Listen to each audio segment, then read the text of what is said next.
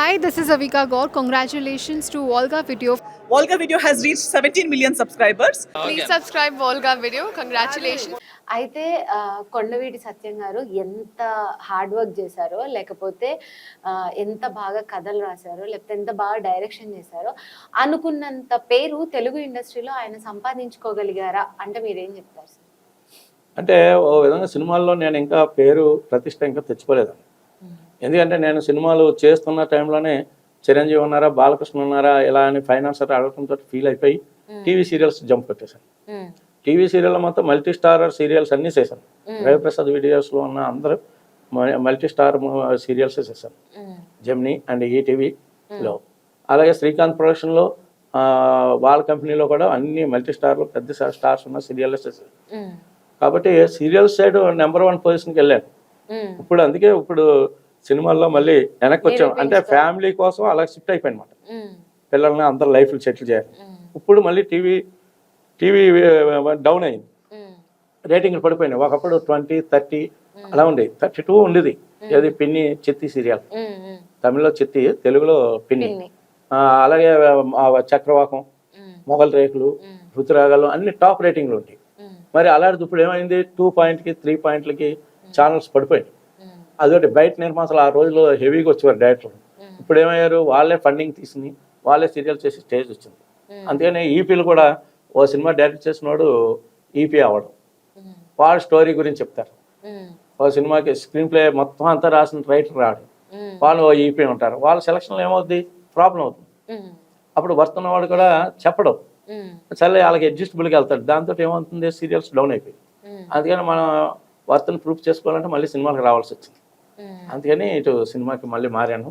మీరు అడిగిన పేరు వచ్చేటట్టు ఆ భగవంతుడు లక్ష్మీదేవి వినాయకుడు ఇస్తే ఆ రేంజ్కి చేరుకుంటాం. ఇప్పుడు అప్కమింగ్ ప్రాజెక్ట్స్ ఏమున్నాయి సార్?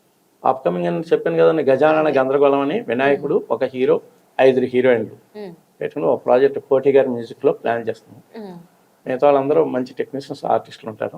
అంటే ఇంకా సబ్జెక్ట్ దశలో ప్లానింగ్లో ఉంది. ప్రొడ్యూసర్ మాత్రం కొండేటి కృష్ణ, కొండేటి శ్రీకృష్ణ అని. ఆయన ఎగ్జిక్యూటివ్ ప్రొడ్యూసర్గా మనకి చేశారు. ఇదే మళ్ళా దత్తా క్రియేషన్స్, మచ్చారామయ్య రెడ్డి గారు కూడా ఉంటారు. మొత్తం అందరూ ఈ సాయిబాబు రిలీజ్ అయ్యాక ఆయన కూడా ఇందులో షిఫ్ట్ అవుతారు. మళ్ళీ ఇంకో 2-3 ఉన్నారు. అందరిని కలిపిన ఒక గ్రూప్. ఇప్పుడు సినిమా తీయాలంటే ఒక నిర్మాత చాలు, ప్రతిదీ ఇప్పుడు గ్రూప్ గానే సినిమాలు 5-6 పెద్ద ప్రొడ్యూసర్లు సిండికేట్ టైప్ లో తీస్తున్నారు. ఎందుకని, మార్కెట్ బాగాలేదు కాబట్టి. అందుకు నేను కూడా 4-5 కలిపినే చేస్తాను. అలాగే లక్ష్మీదేవి మాత్రం పెద్ద ప్రాజెక్ట్, దానికి ఒక పెద్ద నిర్మాత వచ్చాక చేయాలి. ఈ చిన్న వాళ్ళు కలిపితే చాలు. ఇది ప్రూఫ్ చేసినాక దానికి వస్తాను. మీరు అన్న రేంజ్కి నేను సంతృప్తి పడేటట్టు సినిమా చేస్తాను. ఇప్పుడు మా అందరికి అయితే కొండవీటి సత్యం గారు ఎప్పుడు మంచి డైరెక్టర్, మా అందరికి తెలుసు. కానీ మీరు అనుకున్న రేంజ్ పేరు వచ్చిందా అని అంతే. అంటే నేను అనుకున్న రేంజ్ అంటే నేను చెప్పాను ఫస్ట్ లో మాలయ్యకి ఒక కథ చెప్పి, ఎవరు ఆర్కే ధర్మరాజు గారికి వీళ్ళందరికీ చెప్పాను. సంగీతం శ్రీనివాసరావు గారికి, మాలయ్య గారికి, జీకే రామ్ గారు అని కెమెరామెన్ అనమాట. అంటే ఎన్టీ రామారావు గారు డ్యూయల్ రోల్ సినిమాలు, ఎంజీఆర్ డ్యూయల్ రోల్ సినిమాలు తీసిన పెద్ద కెమెరామెన్. హాలీవుడ్ స్టైల్లో చేస్తాడు ఆయన. దేశోద్ధరకులు, కంచుకోట పెద్ద సినిమాలు చేసిన ఆయన. ఎంజీఆర్ సినిమాలు పెద్ద చేశారు ఆయన. సినిమా ఇండస్ట్రీకి వస్తున్నావు అంటే నువ్వు ఏంటి, నీ పొజిషన్ ఏంటి, ఏ కథ చెప్తావు, 5 నిమిషాల్లో నాకు తెలియని కథ చెప్పమన్నాడు. ఇంగ్లీష్ సినిమాలో ఈ కాపీ పట్టుకుంటూ చెప్పమన్నారు. అప్పుడు నేను ది గ్రేట్ క్రియేటివ్ పైథాన్స్ అని ఒక సబ్జెక్ట్ చెప్పాను. 5 నిమిషాల్లో చెప్పాలి. ఎందుకంటే సంగీతం గారు, మాలయ్య గారు, ఈ జీకే రామ పెద్దోళ్ళు. అటు హీరో ఉన్నాడు మోహన్ అని, పెద్ద హీరో. అప్పుడు తూర్పుపల్లి రైలు ఇవన్నీ చేస్తున్నాడు అసలు, పెద్ద హీరో. వాళ్ళందరూ ముందు కథ చెప్పాలంటే నేను చిన్న కుర్రాడిని, 20 సంవత్సరాలు. అదే బిగినింగ్. నేను కథ అంటూ చెప్పడం మొదలెట్టింది. ఆ తాలూరు ఇందిరాదేవి గారు అని మా అక్కయ్య గారు, ఆవిడే నన్ను ఇండస్ట్రీకి ఇంట్రడ్యూస్ చేశారు. ఆవిడ పరంపదించారు, కానీ ఆవిడ చాలా మంచి హెల్ప్ చేసింది నన్ను. ఇండస్ట్రీకి ఎంటర్ అయ్యానంటే ఆవిడే కారణం. చల్లా రాజా గారు అని, ఆయన మోరల్ సపోర్ట్ ఉండేది. అదే అరవింద్ గారు చెప్పారు అన్నాను కదా, చిరంజీవి మీ ఊరి నుంచి చల్లా రాజా గారు తలకి కొండవీటి సత్యం వచ్చారని చెప్పారు అన్నాను. ఆయన వాళ్ళందరికీ 5 నిమిషాల్లో నేను చెప్పిన కథ ఈ రోజుకి, నేను చాలా సినిమాలు చూశాను, ఆ టైప్ సినిమా రాలేదు. ఆ రోజులోనే 500 కోట్లు అవుద్ది అన్నారు జీకే రామ్ గారు. ఆ రోజులో 5 లక్షలు ఉంటే మంచి సినిమాలు తీసేవారు. ఎన్టీ రామారావు గారు 10 లక్షలు ఉంటే దానవీర స్వరకర్ణ తీశారు.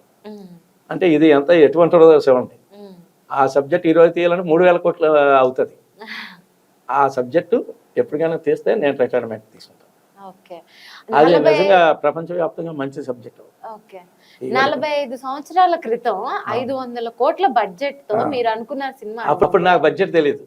అదే ప్రపంచవ్యాప్తంగా షోలే అని ఓ సినిమా ఉండేది. ఆ, అది ఆ రోజుల్లో ఒకసారి థియేటర్కి వెళ్ళి చూసామంటే థ్రిల్ అయిపోయేవాడు. ఆ ట్రైన్ రావడం, రాబరీ, గుర్రాలు, స్వారీలు, దాని మించిన కథ తయారు చేయాలని తయారు చేసింది. అప్పుడు మన బడ్జెట్ ఏముంటుంది, కుర్రాడిని అదే. సినిమా ఫీల్డ్ అంటే తెలియకుండా తయారు చేసిన కదా. కానీ ఇండస్ట్రీకి వచ్చాక అలాంటి కథను నేను ఈ రోజుకే తయారు చేయలేకపోయాను 40 సంవత్సరాలు. ఎందుకని రాకముందు కళ వేరు, వచ్చాక ప్రాక్టికల్ వేరు.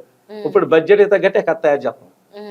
₹1 కోటి కథ ఎలా తయారు చేయాలి, 3 కోట్ల కథ ఎలా తయారు చేయాలి, 50 లక్షల కథ ఎలా తయారు చేయాలి. బడ్జెట్కి వెళ్ళేటప్పుడు ఏమవుతుంది, మన క్రియేషన్ డౌన్ అయిపోతుంది. అవును. ఇండస్ట్రీకి రావాలని తపన ఉన్నప్పుడు తయారు చేసే కథ వేరు. అది కళాఖండంలాగా వాల్మీకి మహర్షి రాసినట్టు, రామాయణం రాసినట్టు, భారతం రాసినట్టు వెళ్ళిపోతాయి. అవునే కదా. అవును సార్. అందుకే ఆ కథలాగా మళ్ళీ ఇంకా చేయలేము. కానీ ఆ కథ తీస్తే ప్రపంచవ్యాప్తంగా మంచి పేరు వస్తుంది. అవార్డులకి నాకు పట్టింపు కాదు. జనాల్ని ప్రపంచవ్యాప్తంగా మెచ్చుకునే సినిమా తీయాలి అన్నది ఒక తాటతో తయారు చేసిన కథ. చూద్దాం, ఇప్పుడు ఆ రేంజ్కి ఇప్పుడు వచ్చింది. ఆ రోజుల్లో 50 కోట్లు సినిమాలు లేవు. ఇప్పుడు 1000 కోట్లు రాజమౌళి తీస్తున్నారు.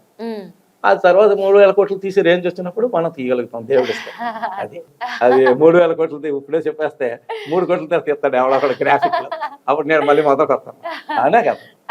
నేను ఆ కథను చెప్పింది వాళ్ళ తర్వాత ఓన్లీ శివశక్తి దత్త కీరవాణి ఫాదర్ గా చెప్పాను. ఆయన దగ్గర స్క్రిప్ట్ వర్క్ వెళ్ళినప్పుడు ఏ కథ చెప్పినా ఇది ఆ సినిమా లాగా ఉందని, ఇది ఈ సినిమా లాగా ఉందంటే ఏంటయ్యా ఏది లేకుండా ఎలా వస్తుంది చెప్పు కదా అని అడిగితే ఇది అని చెప్పు. నిజమే సత్యం, నువ్వు చెప్పింది క్రియేటివ్ గా తీసింది.